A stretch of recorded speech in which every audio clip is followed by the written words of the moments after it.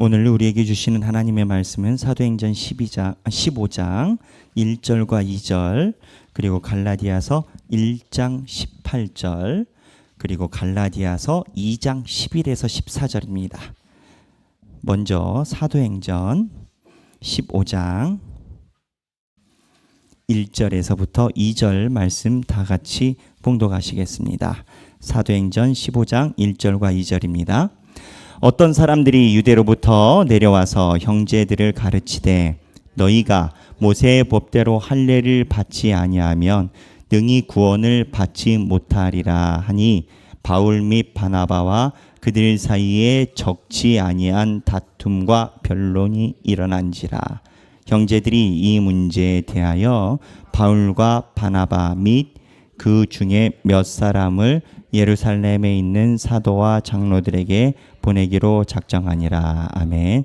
자, 이 말씀은 바울과 바나바가 사역하는 교회에 유대파가 와가지고 바울과 바나바가 선교하는 내용과 다른 이야기를 해서 분란이 생긴 겁니다. 분란이 생겨서 이거를 해결하기 위해 본 교회인 예루살렘에 사람을 보내기로 마음을 먹은 겁니다. 그 다음에 갈라디아서 1장 18절인데요. 이 문제로 인해서 바울이 베드로를 2번 만난 사건이 기록되어 있는 본문입니다. 먼저 갈라디아서 1장 18절, 처음 바울이 베드로를 만날 때입니다. 1장 18절 읽겠습니다. 그 후 3년 만에 내가 게바를 방문하려고 예루살렘에 올라가서 그와 함께 15일을 머무는 동안, 자, 여기 보면 게바는 베드로를 이야기를 합니다. 베드로의 다른 칭호가 게바인데 베드로를 만나서 그와 함께 며칠이요? 15일을 예루살렘에서 바울이 있었다. 이게 처음 만남이고, 두 번째 이제 불편한 만남입니다. 2장 11절 읽겠습니다. 게바가 안디옥에 이르렀을 때에 책망받을 일이 있기로 내가 그를 대면하여 책망하였노라. 야고보에게서 온 어떤 이들이 이르기 전에 게바가 이방인과 함께 먹다가 그들이 오매 그가 할례자들을 두려워하여 떠나 물러가매 남은 유대인들도 그와 같이 외식함으로 바나바도 그들의 외식에 유혹되었느니라. 그러므로 나는 그들이 복음의 진리를 따라 바르게 행하지 아니함을 보고 모든 자 앞에서 게바에게 이르되 내가 유대인으로서 이방인을 따르고 유대인답게 살지 아니하면서 어찌하여 억지로 이방인을 유대인답게 살게 하려느냐 하였노라. 아멘.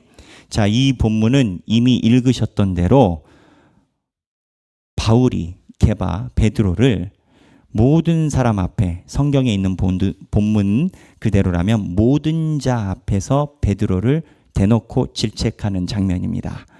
근데 성경 본문에 의하면 13절에 보면 바울만 혼자 남아 있습니다. 다 베드로 편입니다. 그 핵심 내용이 뭐냐?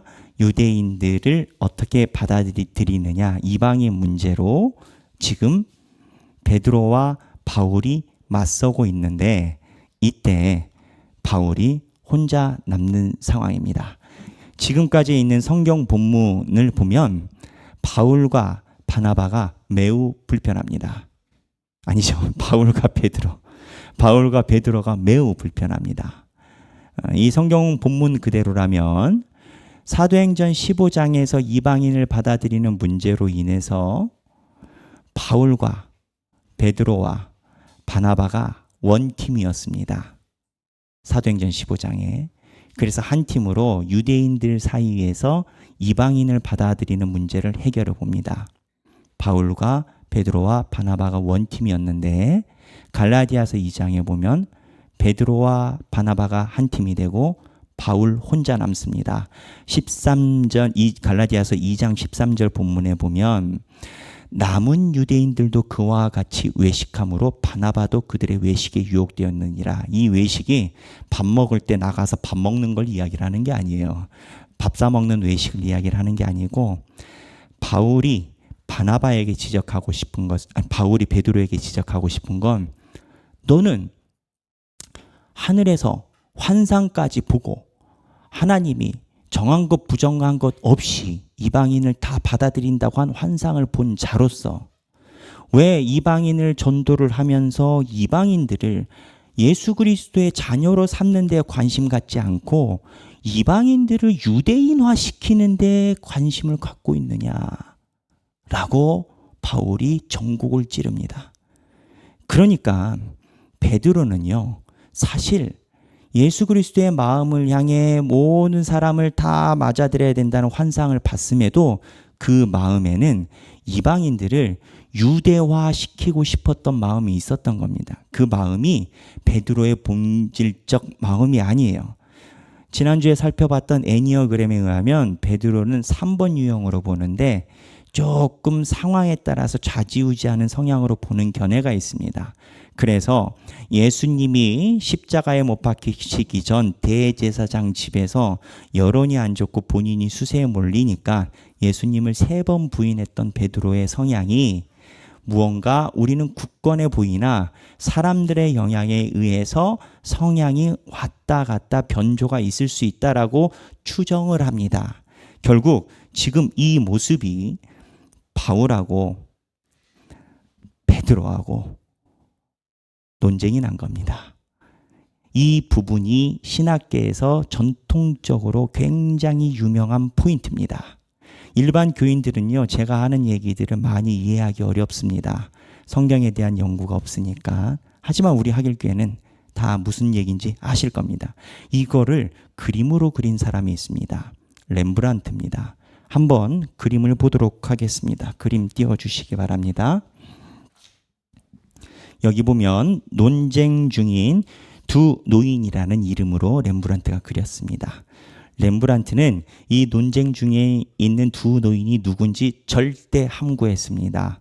왜 함구했냐면 카톨릭은 베드로의 후손이라는 자부심을 갖고 있기 때문에 이 그림 자체가 카톨릭에게 굉장히 영향을 미칠 수 있다 판단을 했을 것으로 미루어 짐작합니다.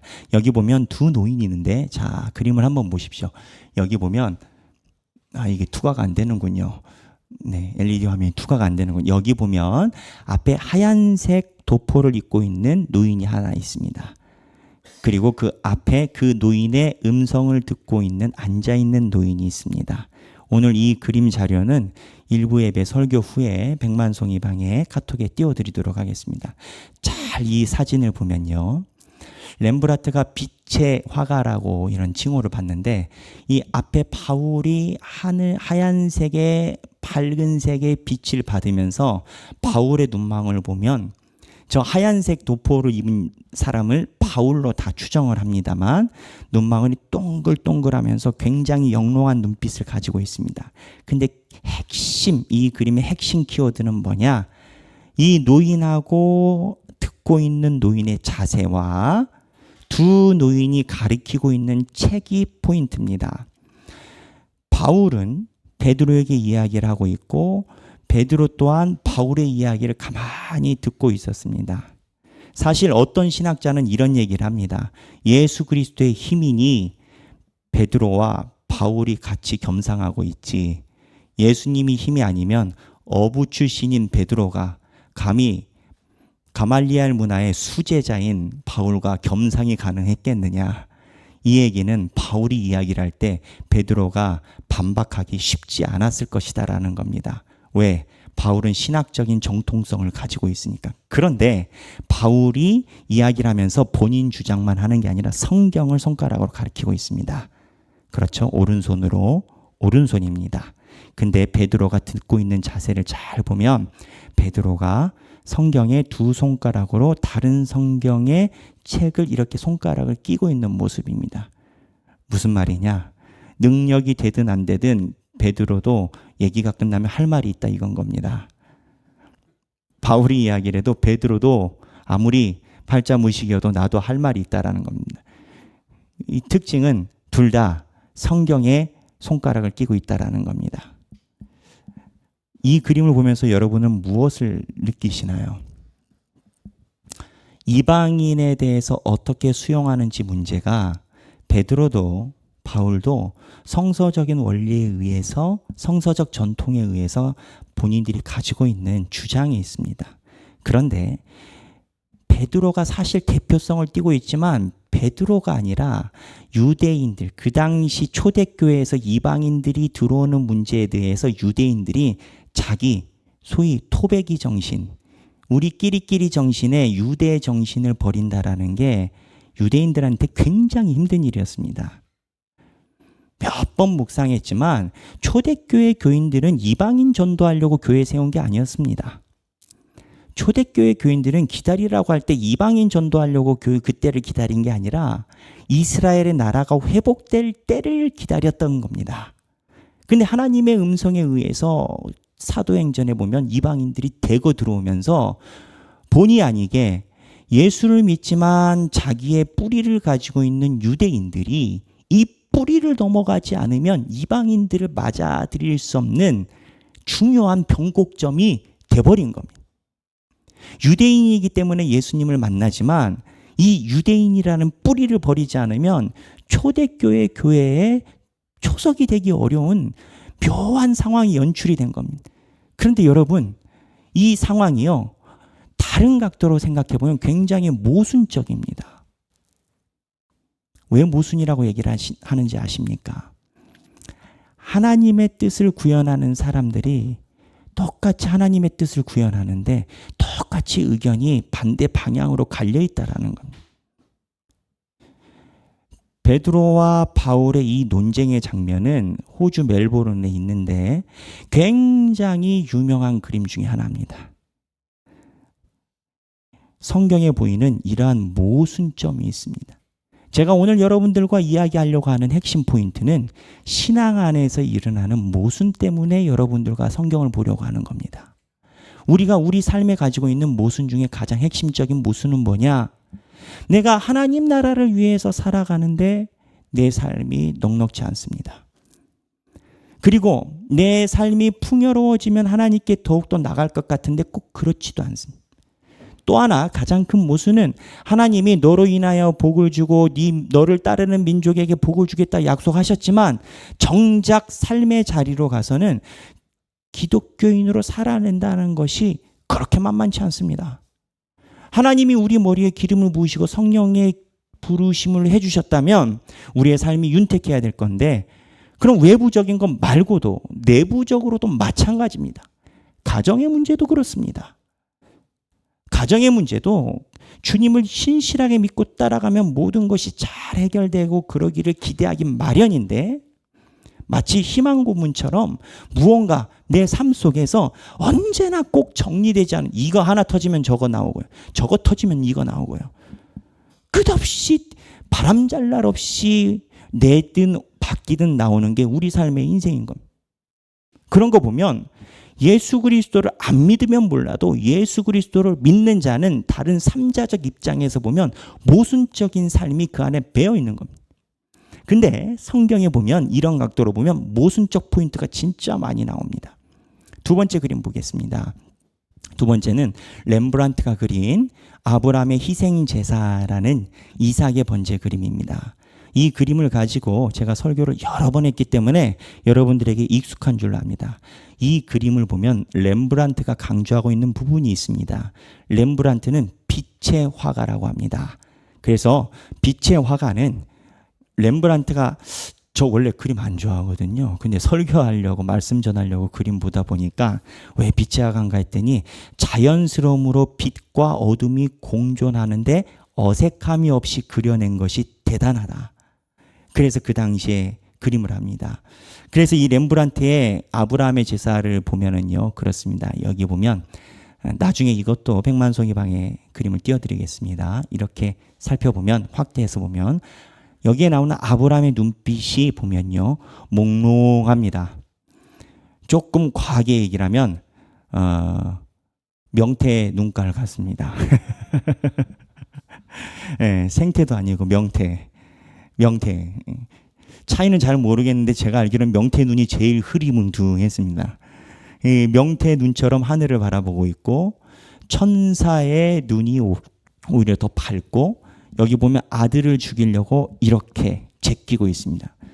근데 또 하나, 죽이려면 제대로 된 칼이어야 되는데 렘브란트가 그린 아브라함의 든 칼은요, 뭉퉁하기가 그지없어서 사과도 하나 껍질도 못 벗겨내게 생긴 칼입니다. 그러니까 이 렘브란트가 그리고 싶은 아브라함의 심리는 도대체 뭘 하는지 모르겠다라는 거예요. 근데 이 아브라함의 심리가 어떠했겠습니까? 여러분이 만약에 아브라함이라면 하나님이 약속의 아들을, 내가 약속했습니까? 하나님이 약속했습니까? 하나님이 약속한 아들을 세상에 100살 돼가지고 주셔놓고 벌써 한 20년 넘게 흘렀지 않습니까? 하나님이 죽이라고 합니다. 아브라함은 총체적인 혼란에 빠졌을 겁니다. 어떤 모순이냐? 내가 믿는 하나님을 내가 믿어야 되느냐 겁니다. 만약에 아브라함이 이 시절에 하나님과 직접 대화하던 선지자의 계열이 아니었다면, 아브라함은 하나님과 직접 대화를 했으니까 만약에 중재자적 지금과 같은 사제의 개념을 아브라함이 가졌다면 이 음성을 아브라함은 마귀의 유혹으로 해석했을 가능성이 농후합니다. 하지만 아브라함은 그렇게 가진 않죠. 왜? 하나님과 직접 대화를 하니까. 이게 하나님과 직접 대화하는 게 더 많은 아브라함 내적 모순을 가져옵니다. 이 하나님이 변한 것일까? 거짓말쟁이일까? 나를 속이는 것일까? 그럼 내 아들은 죽이려는 건가? 하나님이 죽이라고 했을까? 죽이는 연기를 펼치라고 했을까? 나는 여긴 어디고 나는 어디로 가야 되나? 아브라함의 심리 안에 모순이 그대로 있다는 겁니다. 성경에 있는 인물들은요, 모두 다 자기 삶에 모순을 끼고 살아갔습니다. 바울도 마찬가지입니다. 바울이 형장의 이슬로 사라져갈 때 그 길을 인도한 건 성령님이었습니다. 성령님이 예언을 통해서 네가 예루살렘의 옥고에서 한 얘기를 로마 가서 이야기해야 될 것이다 라고 합니다. 로마서에 보면 바울이 서머나로 갈 계획을 가지고 있습니다. 서머나로 갈 계획을 가지고 있다는 것은 무엇을 의미하냐면 바울이 로마에서 순교할 줄 몰랐다라는 겁니다. 서머나는 스페인입니다. 이탈리아를 넘어서 스페인 쪽으로 바울은 자기의 4차 전도 여행을 준비하고 있었다라는 겁니다. 바울은 성령님의 인도하심이 자기의 목숨을 끊는 마지막 장면인지 몰랐을 겁니다. 바울이 마지막 죽었을 것이라고 예상되는 감옥이 성지순례의 한 코스로 이태리에 있습니다. 나중에 때가 되면 제가 준비해서 보여드릴 텐데 너무나 참혹하고 혼자 외롭게 남아있습니다. 신학자들의 연구에 의하면 바울은 마지막에 순교를 할 때 주변에 신앙의 동료들이 오네시모를 포함해서 몇몇 남지 않고 신앙의 동료들마저도 바울을 모른 채 하는 외로움 속에서 순교했을 것으로 추정을 합니다. 왜? 아시아 7교회 바울의 13개의 편지를 봤을 때 바울은 왼쪽에도 오른쪽에도 끼지 못하는 중도자의 위치였기 때문에 유대인도 싫어하고 이방인도 싫어하고 모순입니다. 여러분, 우리 삶에 모순이 왜 있을까요? 바울과 베드로는 왜 이렇게 렘브란트의 논쟁 중인 두 노인의 그림을 이야기를 할 정도로 하고 아브라함은 자기 삶 속에서 왜 모순을 가지고 있을까요? 결론부터 이야기를 드리면 이 모순의 삶이 더욱더 확실한 것을 확실하게 만듭니다. 모순의 삶에 있는 사람은 확실한 것만 찾게 되는데 오히려 베드로와 바울의 논쟁이 초대교회 예수 그리스도가 누구냐, 복음의 진리가 무엇이냐라는 중요한 신학적 원리를 더욱더 날카롭게 만들었고, 아브라함의 신앙은 네가 하나님을 어떻게 믿느냐를 근본적으로 물어보는 믿음을 갈아내는 역할을 모순의 삶이 한 겁니다. 우리 삶 중에 대답하지 못하는 것이 있습니다. 여러분 한번 생각해 보십시오. 내가 내 삶 중에 어려워서 하나님을 부여잡는 것이 사실은 모순입니다. 하나님을 배반해야죠. 그런데 내 삶에 있는 모순을 통해서 더욱더 하나님 앞에 나아가는 이 모순이 또 모순을 낳은. 그럼 이 생각합니다. 왜 하나님이 이러한 모순을 우리에게 계속 주실까? 삶에. 하나님의 뜻을 구현하면 십자가 길입니다. 주를 따르겠다 한 사람들은 십자가 길이요 사방에 우겨쌈을 당하고, 바울은 죽을 때까지 거짓 소문과 본인이 하지도 않은 이야기 때문에 계속 시달리다 갔습니다. 본인이 한 이야기는 본말이 전도가 되고. 근데 제가 이 모순이란 부분을 왜 하나님이 꼭 쓰시나? 여러분 그렇지 않습니까? 왜 꼭 모순을 통해서 하나님이 우리에게 하나님의 뜻을 말씀하셔야 되나요? 다른 좋은 것도 있는데. 저는 이 문제를 다른 책에서 해결을 했습니다. 나는 천국을 보았다라는 책이 있습니다. 원제는 Proof of Heaven인데 이븐 알렉산더라는 사람이 쓴 책입니다. 김영사에서 나왔습니다. 출판사가 김영사입니다. 김영사는 일반 출판사입니다. 한때 굉장히 민주적인 구호를 외쳤던 출판사인데, 이 이븐 알렉산더라는 사람은 하버드 신경외과의 유명한 권위자입니다. 나는 천국을 보았다라는 책이 1권이 나왔고 그 후에 두 번째 책을 썼습니다. 현직 의사십니다. 현직 의사시고 굉장히 저명한 권위 있는 뇌신경 계열의 외과 의사입니다. 근데 이 사람이 죽음을 경험했습니다. 본인이 일하는 병원에서 본인이 죽음을 경험했고, 죽음을 경험해서 자기가 몸에서 자기가 자기를 보는 임사체험을 했고, 7일 동안 거의 심정지 상태에 있다가 7일 만에 살아났습니다. 7일 동안 이분이 천국을 봤습니다. 그래서 이 이븐 알렉산더는 뇌과 의사이고 자기가 의사이기 때문에 이 천국에서 봤었던 것을 매우 소상히 기록하려고 노력을 했습니다. 근데 이제 이 김영사가 일반 출판사이다 보니까 원서를 봐야 될 건데 하나님이란 단어를 극도로 피했더라고요, 번역에서. 근데 제가 볼 때는 이거는 하나님이란 단어 아니면은 주어가 성립이 안 되는 번역이 많이 있는데, 이 이븐 알렉산더가 말하는 것 중에 여러 가지 변화 중에 하나가 있습니다. 자기가 이 몸에서 떠나서 무언가 칙칙한 곳을 지나 사랑에 있는 결정체로 들어갔을 때 자기는 이 우주의 모든 섭리와 그동안 가졌던 질문과 모든 것이 본류에 영합이 되고, 나 혼자 떨어져 있던 게 아니라 내 실존, 나의 생각과 나의 존재가 어디와 연결이 되어 있고, 그게 천국에 있는 말할 수 없는 희한한 광경 속에 연결이 되어 있고, 그때 모든 것을 다 이야기하고 평온이 오는 것을 본인이 경험했다라고 합니다. 그런데 제가 말하고 싶은 건 그 다음입니다. 자기가 다시 그곳을 천국을 경험하고 내려오는데, 그때 경험했었던 것이 인간의 육체로 들어오면서 조금씩 감각이 소실되는 걸 느꼈답니다. 그리고 인간의 육체로 왔을 때 자기가 경험했던 것을 표현할 수 있는 능력이 극도로 줄어들어서 인간이 가진 언어 안에 제약을 당함을 본인이 느꼈다라는 겁니다. 사람의 말로 표현을 못하겠다라는 거예요. 사람의 말로 표현을 못하는 것을 본인이 느끼면서 글을 쓴 거예요. 살아계신 외과 의사 선생님이 하버드 나오신 분이 돈이 없어서 거짓말을 하시겠습니까?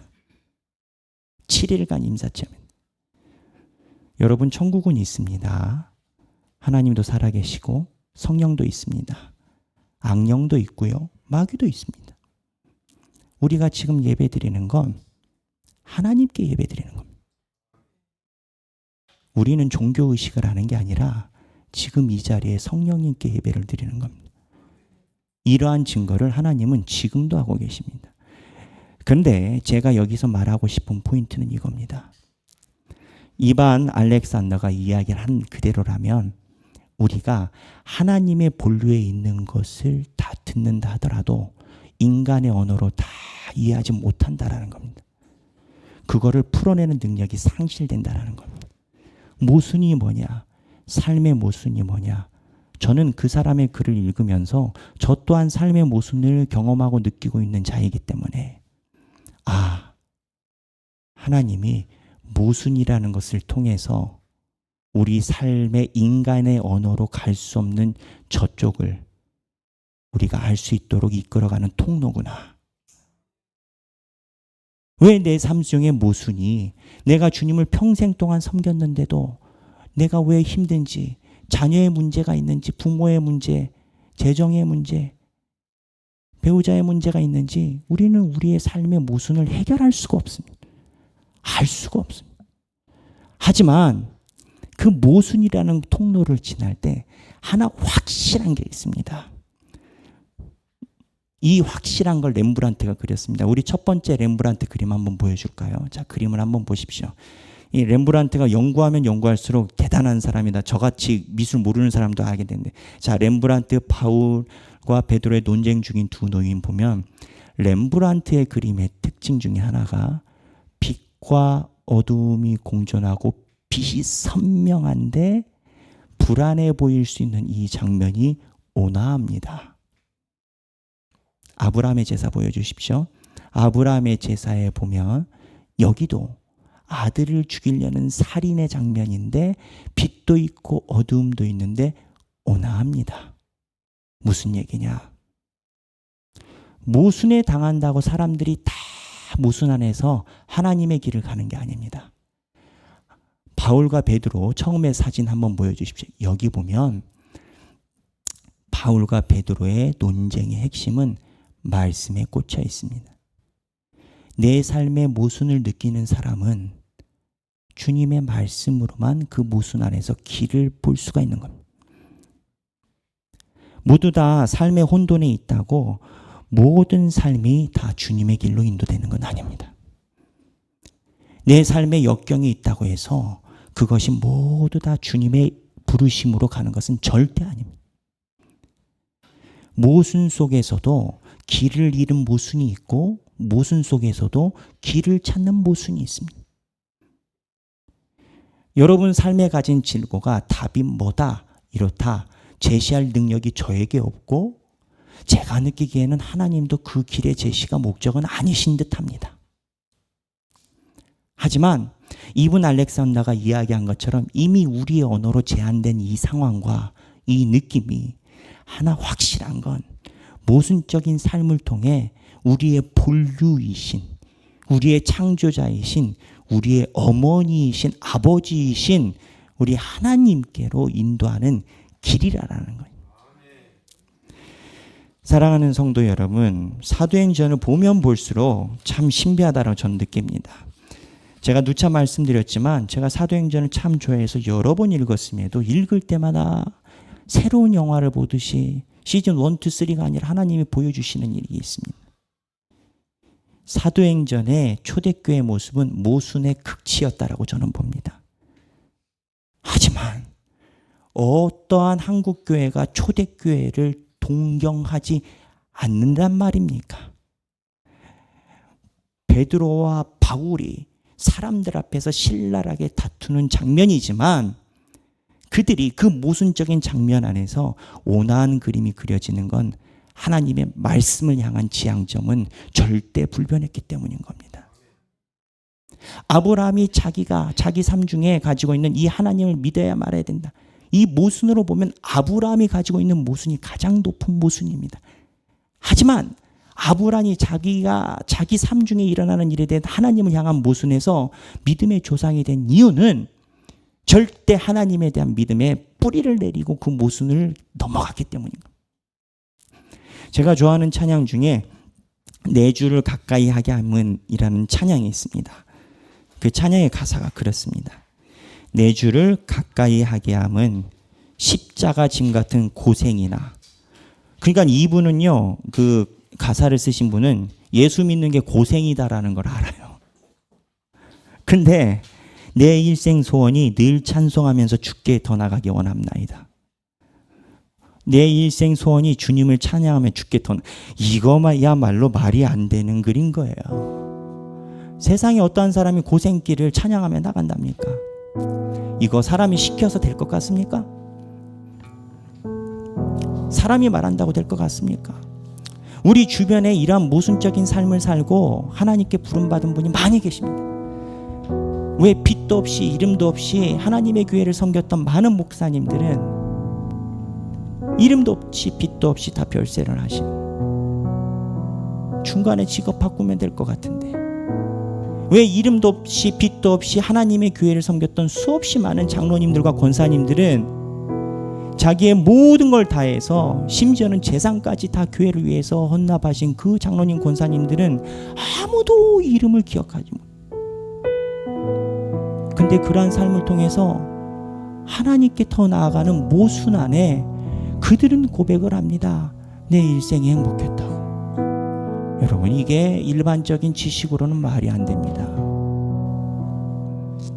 근데 이 모순 속에 이분 알렉산더가 이야기한 우리의 능력을 뛰어넘어 인간의 능력으로 예측할 수 없는 천국의 그 무언가가 우리 삶의 침노에 들어오는 현상인 줄로 믿습니다. 삶의 질고를 가지고 계신 하길교회 성도 여러분, 기뻐하십시오. 그 모순을 통해 우리가 경험할 수 없는 하나님의 길이 열릴 줄로 믿습니다. 찬양하겠습니다.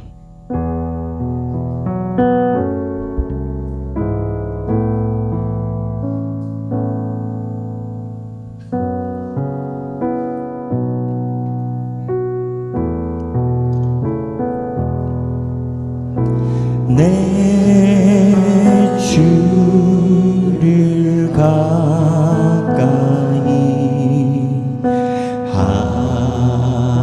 하게 함이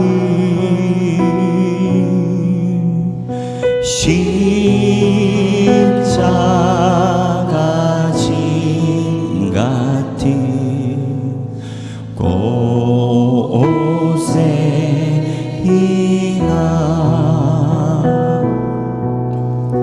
내 일생 소원이 네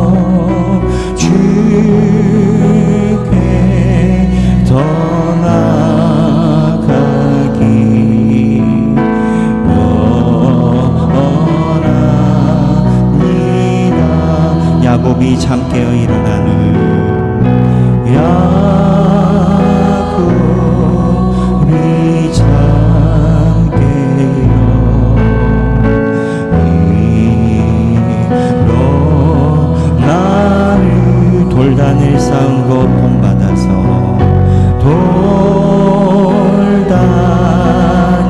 싸 내가 본받아서 본받 숨질 때 되도록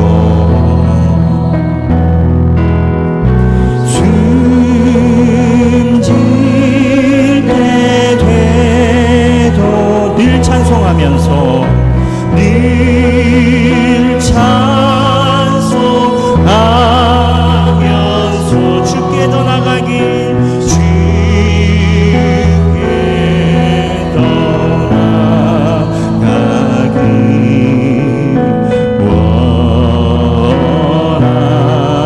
원합니다. 내 일생 소원에 늘 찬송하면서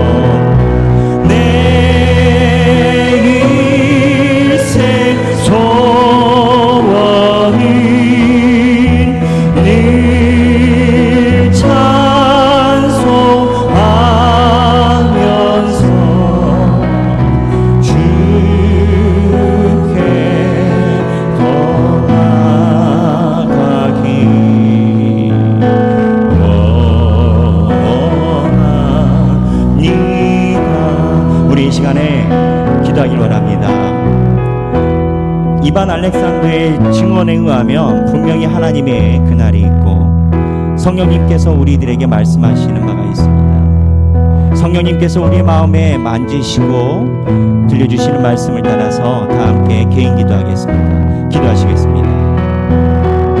아버지 주님, 우리가 주님 앞에 나옵니다. 아버지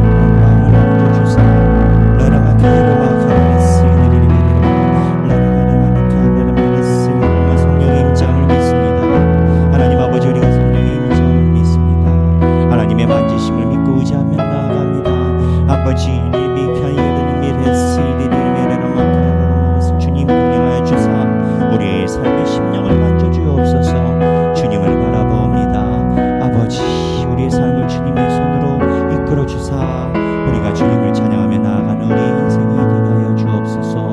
아버지 간구합니다. 제가 기도하겠습니다.